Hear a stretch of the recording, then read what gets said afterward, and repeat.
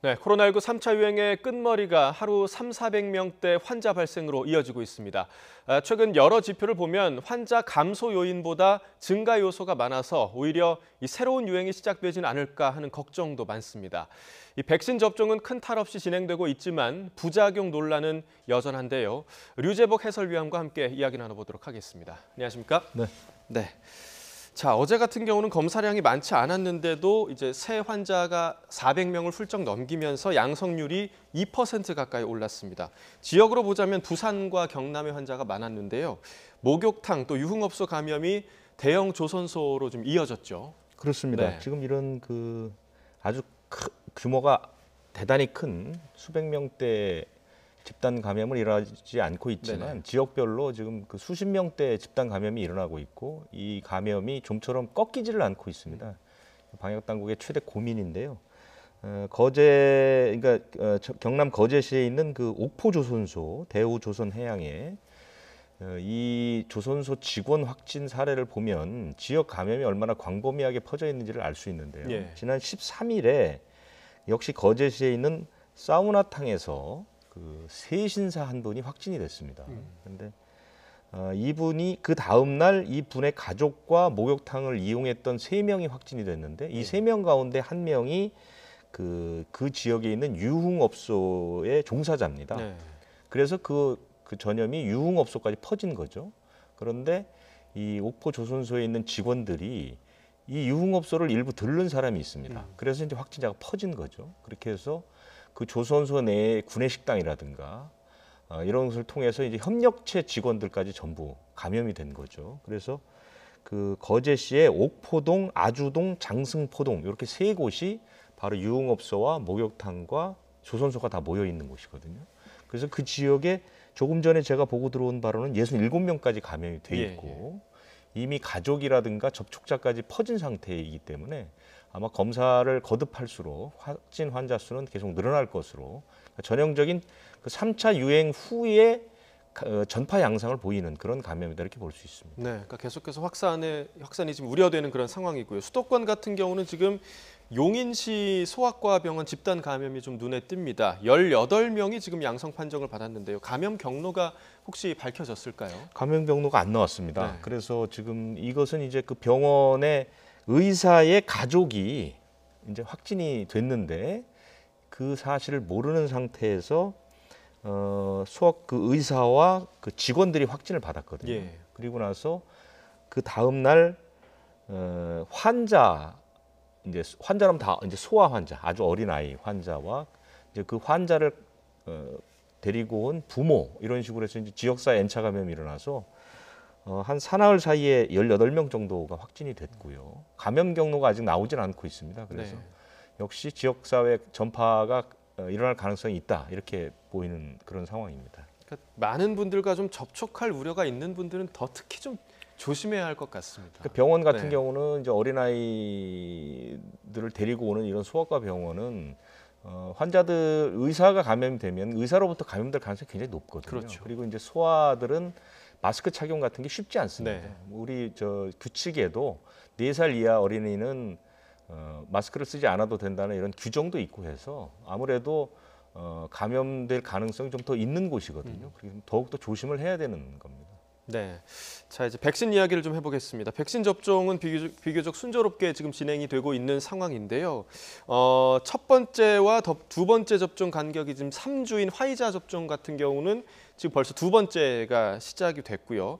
백신 물량 추가 도입 계획도 지금 확정이 됐다고요. 그렇습니다. 네. 그러니까 우리나라에서 첫 백신 접종은 아스트라제네카가 지난달 26일에 맞았죠. 그런데 아스트라제네카는 1차와 2차 접종 간격이 10주에서 12주로 조정이 됐죠. 그렇기 때문에 아스트라제네카를 2번째로 맞는 것은 한참 뒤의 일입니다. 그런데 파이자는 그 다음 날 27일에 그 중앙접종센터에서 이제 그 코로나19 종사하는 의료진들에게 맞기 시작했는데 벌써 이제 3주가 지났죠. 그래서 지난 20일부터 맞기 시작을 했습니다. 그래서 전체적으로 접종 대상은 58,000명 정도 되는 것이고요. 아마 이달 안에 접종이 다 끝날 것으로 보고 이 화이자는 그러니까 접종을 2번 하게 되면 2주 후에 예방률이 95%까지 올라갑니다.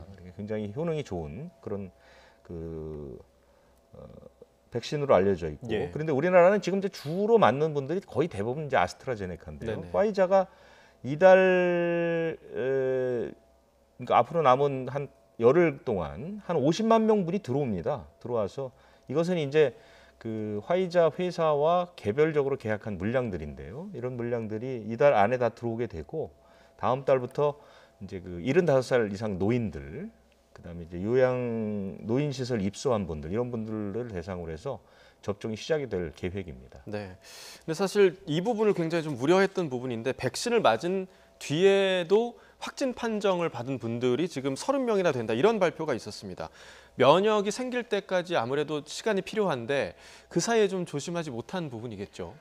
뭐 조심하지 못했다라고 보기보다는 우리나라도 사실은 그 이제 그 바이러스가 이 상당히 저변에 네. 많이 퍼져 있는 상태이기 때문에 조심하지 않아서 감염됐다 이렇게 보기는 좀 어렵지만 어쨌든 백신을 맞고 난 뒤에 면역이 생기는 데는 한 2주 정도의 시간이 걸립니다. 네. 그렇기 때문에 백신을 맞았다고 해서 바로 감염에서 자유로워지는 것은 아니거든요. 그러니까 지금 근데 사실 생각보다는 좀 확진된 분이 많기는 하죠. 네. 이렇게 많을 줄은 몰랐는데 어쨌든 30명 정도가 확진이 됐고 27명이 아스트라제네카 백신을 맞은 분이고 화이자가 3명이고요. 네. 대개 보면 접종 후 2주차 그러니까 8일부터 14일 사이에 감염된 분이 조금 더 많습니다. 1주차보다 2주차.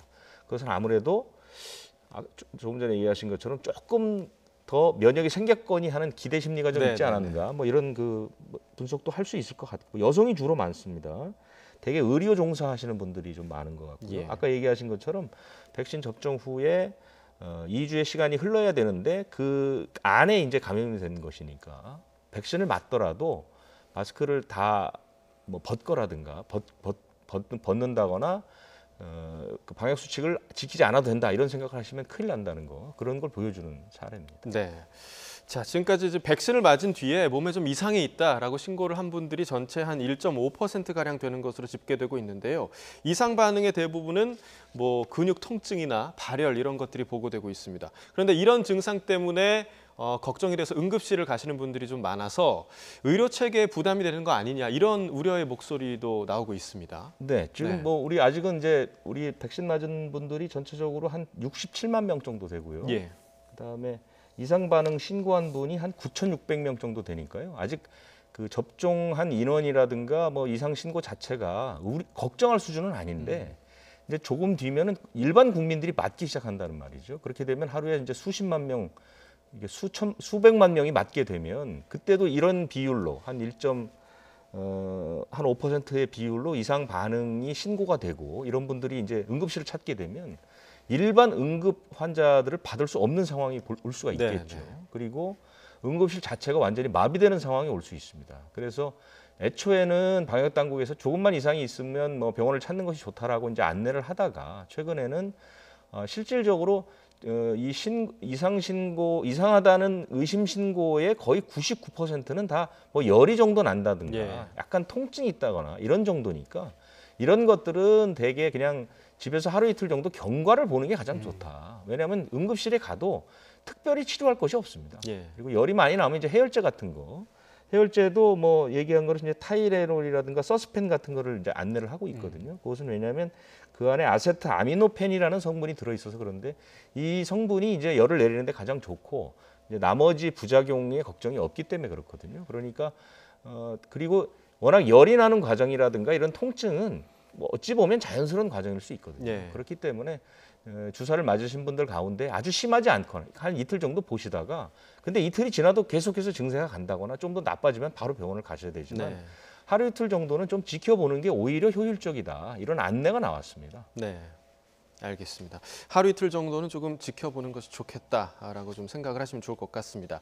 백신을 맞고 나서 이 혈전증 소견이 나온 20대 남성에게서 뇌정맥 혈전이 확인이 됐습니다. 방역 당국이 이를 두고 이제 유럽의약품청에서 발표한 뇌혈전증에 해당한다라는 해석을 내놨는데요. 이게 어떤 내용일까요? 이건 조금 미리 설명을 좀 드릴 필요가 있는데 이 혈전이라는 것이 아스트라제네카 백신의 접종을 둘러싸고 사실 유럽을 중심으로 큰 문제가 되지 않았습니까? 유럽의 20개 나라가 아스트라제네카 백신 접종을 중단했다가 맞습니다. 이제 일부 재개를 했는데요. 그래서 조금 미리 설명을 좀 드릴 필요가 있을 텐데 혈전이라는 것은 우리가 흔히 피떡이라고 부르죠. 그러니까 혈관 안에 피가 굳는 형상. 그래서 네. 덩어리가 되는 거거든요. 예, 예. 그렇게 되면 아무래도 피가 이 흐름이 원활하지 못하니까 여러 가지 병이 생길 수 있죠. 그런데 그것이 작은 혈관이 아니고 동맥이나 정맥 같이 굵은 혈관에 걸리면 이제 그 심장이나 이런 곳에서 이상이 올 수 있는 거고 뇌에도 이상이 올 수 있는 거거든요. 이제 이런 증상들을 대개 이제 혈전이라고 하고 이런 이 증세를 혈전증이라고 하는데 이것이 이제 유럽에서 상당히 많은 보고가 있었습니다. 수십 건의 보고가 있었고 우리나라도 지금 백신을 맞은 뒤에 이제 사망한 사람 가운데 사망이 아니고 이 혈전 보고가 이제 있었죠. 20대 뇌혈전 보고가 있었는데 이 사람을 처음에는 그냥 소견 정도로 혈전 소견이 나왔다가 자기 공명 영상이라고 MRI 촬영을 했거든요. MRI 촬영을 했더니 뇌정맥에 혈전이 나왔다는 것이죠. 그래서 이 부분을 좀 검토를 해보니 그 유럽 의약품청이 최근에 아스트라제네카 백신의 접종이 더 좋다라고 발표를 하면서 단서를 단 것이 하나 있는데 그것이 뭐냐면 그 뇌정맥 혈전이 보인다. 예. 이제 아스트라제네카와 연관성이 아직까지 100% 확인되지는 않았지만 아주 흔치 않은 가능성이 있을 수 있다.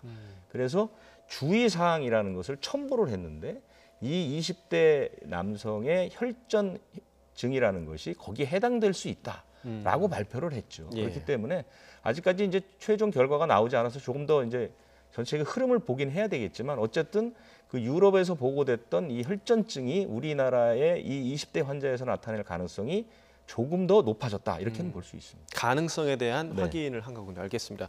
잠시 후에 다시 이야기 나눠보도록 하겠습니다. 자, 지금 정부 서울청사에서는 정세균 국무총리 주재로 코로나19 중앙재난안전대책본부 회의가 열리고 있습니다. 조금 전에 있었던 정 총리의 회의 모두 발언을 들어보겠습니다. 지난주 유럽에서는 아스트라제네카 백신의 혈전 유발 여부를 둘러싸고 논란이 컸습니다. 하지만 유럽 의약품청은 전문가 검증을 거쳐 백신과 혈전 사이에는 과학적 인과성이 없다고 공식 발표를 했습니다. 세계보건기구도 아스트라제네카 백신의 중단 없는 접종을 일관되게 권고한 바 있습니다. 어제 소집된 코로나19 예방접종 전문위원회에서 이러한 해외 평가 결과와 국내 이상 반응 사례를 면밀히 검토한 결과 아스트라제네카 백신의 안전성에는 문제가 없다는 점을 다시 한번 확인했습니다. 위원회의 상세한 검토 결과와 권고 사항은 내일 국민 여러분께 보고드리겠습니다. 모레부터는 요양병원과 시설의 65세 이상 입소자 및 종사자에 대한 예방접종이 시작됩니다. 국내외의 과학적 검증 결과를 믿고 국민 안전을 위한 정부의 권고 사항에 따라 백신 접종에 적극 동참해 주실 것을 거듭 당부드립니다. 최근 서울시의 외국인 대상 진단검사 의무화 조치를 두고 사회적 논란이 있었습니다. 서울시가 신속히 행정명령을 철회했습니다만 방역 조치를 두고 인권 침해와 차별 논란이 벌어진 점에 대해 중대본부장으로서 유감스럽게 생각합니다. 정부는 개방성, 투명성, 민주성을 방역의 3대 원칙으로 정해 일관되게 실천해 오고 있습니다. 현장의 방역에는 한시의 빈틈이 없도록 하되 이번 일을 교훈 삼아 수요자 입장에서 감수성을 가지고 수용성 있는 방역 조치를 시행하겠다는 말씀을 드립니다. 봄 기운이 완연해지면서 주말마다 주요 관광지와 여가 및 쇼핑 시설에 나들이 인파가 몰리고 있습니다. 특히 이번 주부터는 벚꽃이 개화하기 시작하기 때문에 이동량은 더욱 늘어날 것으로 전망됩니다. 1년여 넘게 조심해온 외출과 모임, 여행 등으로 인해서 누적된 답답함을 충분히 이해합니다. 평범하고 소박한 활동마저 자제해야 하는 상황을 매우 안타깝게 생각합니다. 하지만 코로나와의 전쟁은 엄연히 진행 중이며 자칫 느슨해지면 더 큰 고통의 시간이 다가온다는 점을 우리는 경험으로 알고 있습니다. 나와 가족 그리고 이웃의 건강과 안전을 지켜준다는 마음으로 조금만 더 인내하고 생활 속에서 방역 수칙을 철저히 실천해 주실 것을 당부드립니다. 오늘 중대본 회의에서는 지난번 서울, 경기에 이어 인천, 강원, 제주 지역의 기초자치단체장들께서 함께 참여합니다. 지역별 방역 상황을 심층적으로 점검하고 다양한 의견을 검토하여 창의적 대안을 마련하겠습니다. 앞으로 중대본 회의를 구심점 삼아 중앙과 지역 현장의 소통을 한층 강화하겠습니다. 어제는 한해 농사의 시작을 알리는 춘분이었습니다. 옛 성현들은 춘분에 비가 내리면 그해 병자가 드물다고 예견했습니다. 지난 겨울 내내 온 국민을 힘들게 했던 3차 유행의 기세를 이번 주에 확실히 꺾고 진정한 봄을 맞이할 수 있도록 정부가 앞장서겠다는 다짐을 드립니다. 감사합니다. 네, 정세균 국무총리의 모두 발언 함께 듣고 왔습니다. 요약을 해보자면 유럽의약품청에서 아스트라제네카 백신과 혈전증과 관련성에 대해서 관련이 좀 없다라는 발표를 했고, 이에 따라 아스트라제네카의 백신의 안정성에는 문제가 없다라는 발언을 정세균 국무총리가 했고요. 또 이제 65세 이상 국민들의 백신 접종이 시작됨에 따라서 원칙에 따라서 백신 접종에 협조해 줄 것을 국민들에게 당부를 했습니다. 이제 봄나들이의 인파가 증가할 것으로 예상되는데 이 방역수칙 준수에 느슨해지지 말 것을 당부를 했고요. 또 계속해서 방역수칙을 지켜주실 것을 국민들에게 당부했습니다. 계속해서 류재복 해설위원과 이와 관련해서 이야기 나눠보도록 하겠습니다. 방금 뇌혈전증과 관련된 이야기 국무총리도 좀 했었는데요. 이 아스트라제네카 백신을 맞은 뒤에 뇌혈전증이 나왔고 또 독일 같은 경우는 원인을 찾았다 이런 보고도 있었는데 이 증상이 생겼을 때 대처 방법까지 발표가 됐다고요. 네. 네. 요 대답에 앞서서 조금 전에 앵커께서 말씀하신 것 중에 이제 오는 23일부터 65살 이상 네. 그 어르신들이 맞는 것이 아니고 아스트라제네카 백신의 그 허가를 내면서 65세 이상 그 어르신들에 대한 접종을 일단 유보를 한 적이 있었죠. 예. 그래서 지난달 26일에 시작된 것은 네네. 65살 미만의 네, 요양시설 병원 입소자고 이번에 맞는 분들은 이제 65살 이상의 요양시설 병원에 입소하신 분 종사자분이고요. 네, 아스트라제네카에 해당하는 것이죠. 그렇습니다. 네. 75살 이상, 그러니까 순수하게 연령만 놓고 봤을 때는 75살 이상부터는 다음 달 1일부터 그분들은 화이자 백신을 맞게 되는 거죠. 네. 잠깐 좀 네, 정정을 알겠습니다. 해드리고요. 자, 이제 독일의 그 아스트라제네카 뇌혈전증 문제를 말씀드리면 조금 전에 이제 제가 그 총리의 발표 전에 잠깐 설명을 드렸지만 이 혈전이라는 걸 설명을 드렸는데 이 그 혈전이 뇌 쪽에서 일어나는 것들을 뇌혈전증이라고 하거든요. 그러니까 뇌의 혈액 공급을 막는 것이죠. 이 덩어리들이. 네. 그래서 이제 뇌에 문제들이 생기는 이런 것을 뇌혈전증이라고 하는데 이 뇌혈전증이 아스트라제네카 백신을 맞은 뒤에 아주 희귀하지만 한 8건 정도에서 대뇌정맥 부비강 혈전증이나 혈소판 감소증 같은 이런 뇌혈전증, 그러니까 뇌에 피가 가지 않아서 생기는 이런 병들이 생겼는데 네. 이 8건을 분석을 해보니까 여기에 어떤 공통점이 있더라. 그래서 증세도 공통된 증세가 나타나더라 이런 겁니다. 그래서 이것이 접종 뒤에 희귀하긴 하지만 어쨌든 가능성이 있는 부분이다. 이렇게 이제 발표를 한 것이고요. 그런 것들은 접종한 너댓세 후부터 한 보름 그 사이에 뭐 다리에 통증이 온다거나 두통이 강하게 오면은 이 뇌혈전증을 좀 의심해 볼 필요가 있다는 것이고 이건 물론 뭐 일반인들에 해당되는 것은 아니지만 의사들이 주로 이제 다뤄야 될 부분이지만 워낙 그 논란들이 많아서 좀 설명을 드리는 것이고요. 그럴 경우에 면역 글로불린이라고 하는 이른바 뭐 일종의 항체인데요. 이 항체를 주사하면 문제가 해결된다.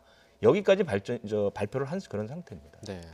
항체를 주사를 하면 문제가 해결이 된다라고 말씀을 해주셨고요. 자, 백신 접종에 대한 국민들의 의사가 사실 우리나라 같은 경우는 좀 높은 편에 속하긴 하지만 그래도 거부감을 줄이기 위해서 혹여나 부작용이 발생을 하면 국가가 보상을 하겠다라는 발표를 했었습니다. 이런 제도에 대해서 사망했을 때 보상이 어느 정도이고 또 신청 방법이 어떻게 되는지 좀 알려주시죠. 그 최근에 이상 반응 신고는 많은데 그 정부에서 실제로 이제 그 감염과 직접적으로 연관성이 뭐 이상 의심이 되는 것은 지금 사실 한 건도 없는 걸로 지금 계속 발표가 되니까 네. 많은 분들이 이제 무슨 질문을 많이 하시냐면 보상제도라는 거 만들어 놓고 보상 안 해주려고 그러는 거 아니냐 뭐 이렇게 얘기들을 많이 하는데 과거에 이런 그 백신이라든가 접종 관련해서 보상 받은 분들이 있습니다. 네. 연관성만 인정이 되면 보상이 받는 것이고요. 사망에 이르게 되면 사망 일시 보상금은 4억 3천만 원 정도가 보상이 되고요. 중증 장애가 되면 역시 사망 보상금 100%를 똑같이 받을 수 있고요. 예.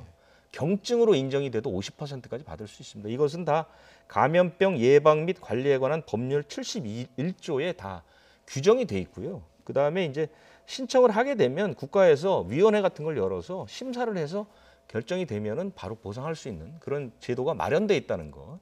그래서 절대로 국가에서 일부러 뭐 보상을 안 하려고 하는 것은 아니다라는 걸 좀 말씀드리고 싶습니다. 그렇다면 이런 궁금증도 가질 수 있을 것 같습니다. 그러면 피해 보상 받을 수 있는 기준이 뭐냐 이런 궁금증이 있을 것 같은데요. 네, 그 기준은 뭐 4가지의 기준이 있는데요. 네. 5가지 기준이 있는데 네네. 3가지만 해당되면 보상을 받을 수 있습니다. 가장 첫 번째 기준은 관련성이 명백한 경우, 그러니까 접종으로 인한 후유증 또는 부작용으로 사망에 이르렀다. 직접적인 사인이 됐다고 밝혀지면 뭐 당연히 보상을 받으시는 것이고, 그다음에 이 관련과 관련해서 개연성이나 가능성이 있다. 이것도 가능합니다. 이 가능성이라는 건 뭐냐면 의학적이나 과학적으로 증명이 안 되더라도 접종이 원인이라고 추론되는 것이 불가능하지 않다라면 뭐 인과관계의 가능성을 얘기하는데요. 이건 역시 전문가들의 영역이고요. 그러니까 우리들은 맞고 나서 조금이라도 이상이 있으면 증상 나타나고 5년 안에만 신청을 하면 됩니다. 네. 그러니까 기간도 꽤 넓어졌고요. 그다음에 일단 신청이 되게 되면은 상당히 빠른 시일 내에 결정을 하도록 지금 120일 이내에 결정을 하도록 규정을 다 바꿨거든요. 예. 옛날에는 굉장히 시간이 오래 걸렸는데요. 그렇기 때문에 조금이라도 이상이 있으시면 관련된 서류나 이런 것들을 다 상의하셔서 첨부를 해서 신청을 하시면 연관성이 인정될 경우에는 언제든지 보상을 받을 수 있다. 이렇게 알고 계시면 될 것 같습니다. 알겠습니다. 오늘 여기까지 듣도록 하겠습니다. 류재복 해설위원과 이야기 나눠봤습니다. 고맙습니다.